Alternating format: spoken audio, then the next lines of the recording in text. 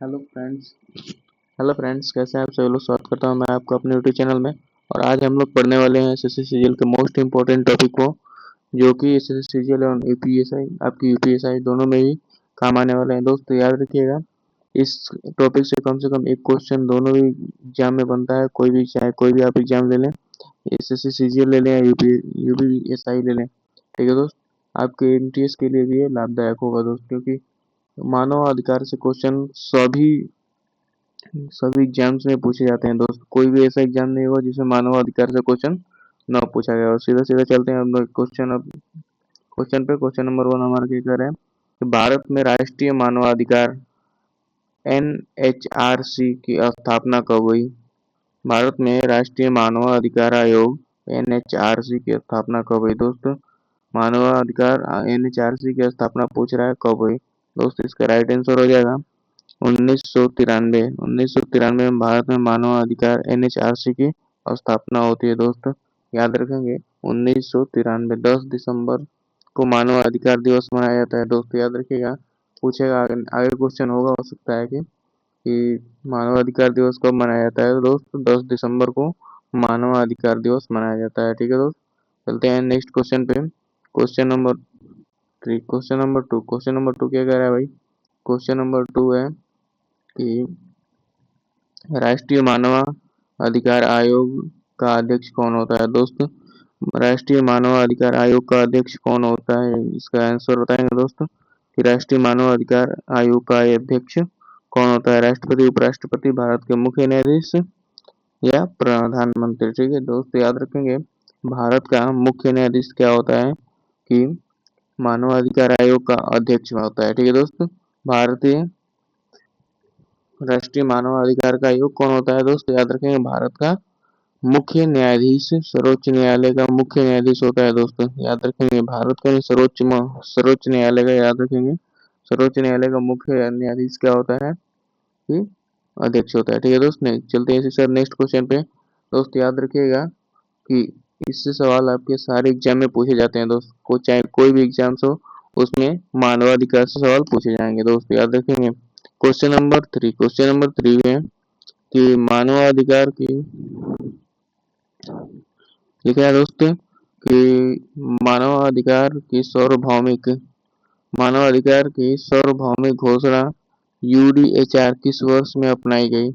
या दोस्त बताएंगे, सार्वभौमिक घोषणा किस वर्ष में अपनाई गई दोस्त। कौन सा वर्ष है जिसमें सार्वभौमिक घोषणा अपनाई गई है दोस्तों। इसका राइट आंसर हो जाएगा 1948 में दोस्तों। याद रखेंगे 1948 में। देखिए दोस्तों, वहां पे था भारतीय राष्ट्रीय मानव अधिकार का आयोग का गठन कब हुआ था दोस्तों। राष्ट्रीय मानव अधिकार का आयोग 1993 में हुआ था, लेकिन मानव अधिकार का गठन बहुत ही पहले हो चुका था दोस्त। याद रखेंगे, बहुत ही पहले हो चुका था मानव अधिकार का गठन, ठीक है दोस्त। तो यहीं पे है मानव अधिकार की सार्वभौमिक घोषणा किस वर्ष अपनाई गई है दोस्तों, ठीक है दोस्त। इसका राइट आंसर हो जाएगा 1948, ठीक है दोस्त। इसी के साथ नेक्स्ट क्वेश्चन पे चलते हैं। क्वेश्चन नंबर 4 क्या कहता है भाई।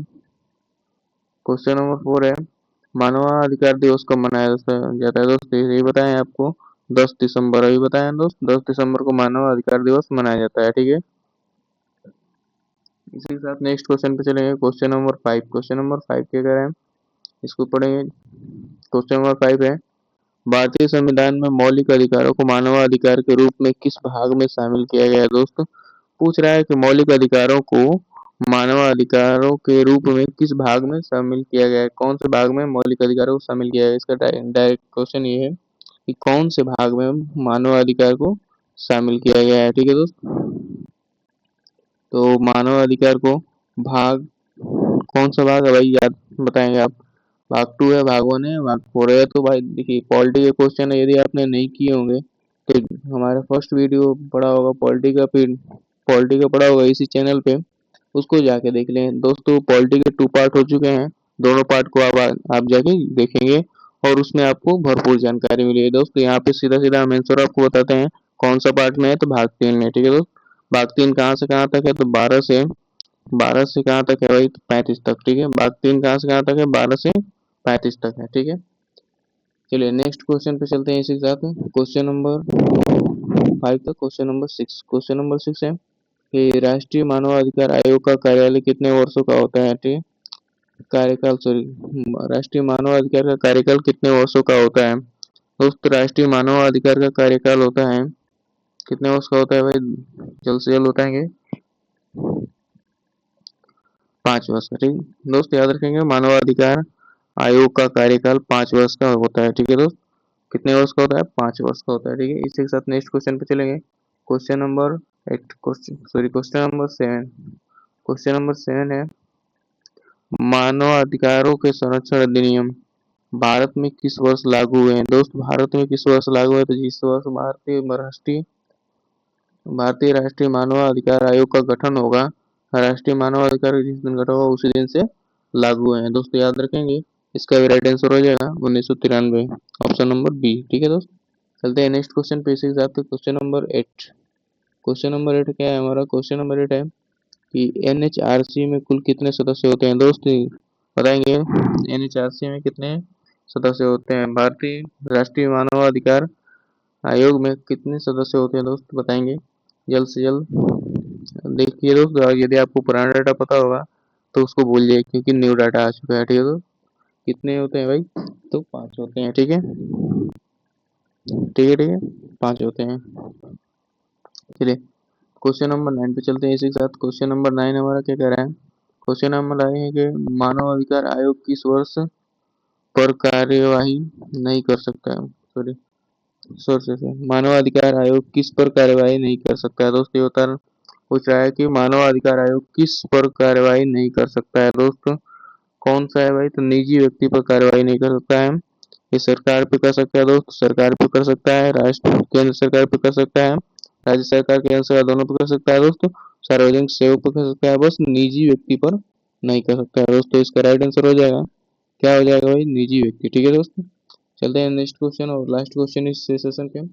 कौन सा क्वेश्चन है भाई? तो निम्नलिखित में से कौन सा मानव अधिकार का उदाहरण नहीं है? दोस्त पूछ रहा है कौन सा मानव अधिकार का उदाहरण नहीं है। यहाँ पे दोस्त आप उदाहरण नहीं पूछ रहे, कह रहा है कि उदाहरण नहीं है। दोस्तों इसका राइट आंसर हो जाएगा ऑप्शन नंबर बी, संपत्ति का अधिकार। ठीक है दोस्तों, संपत्ति का अधिकार क्या किया गया भाई? तो संपत्ति का अधिकार कानूनी अधिकार बना दिया गया है। यहाँ पे देखिए नोट्स में आपको लिखा भी है, संपत्ति का अधिकार कानूनी अधिकार बना दिया गया है। ठीक है दोस्त, ये भारत के पॉलिटी में आप लोग पढ़ेंगे तो भारत के आर्टिकल कौन सा भाई? आर्टिकल 19 के अंतर्गत आता था पहले।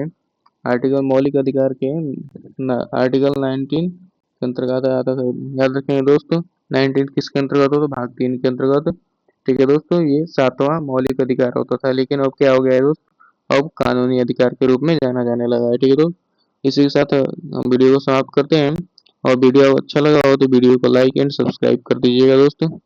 ठीक है, वीडियो यदि आपको अच्छा लगा हो तो वीडियो को लाइक एंड सब्सक्राइब कर दीजिएगा। ठीक, ठीक है दोस्तों, इसी के साथ चलते हैं, नेक्स्ट वीडियो में मिलते हैं आपको।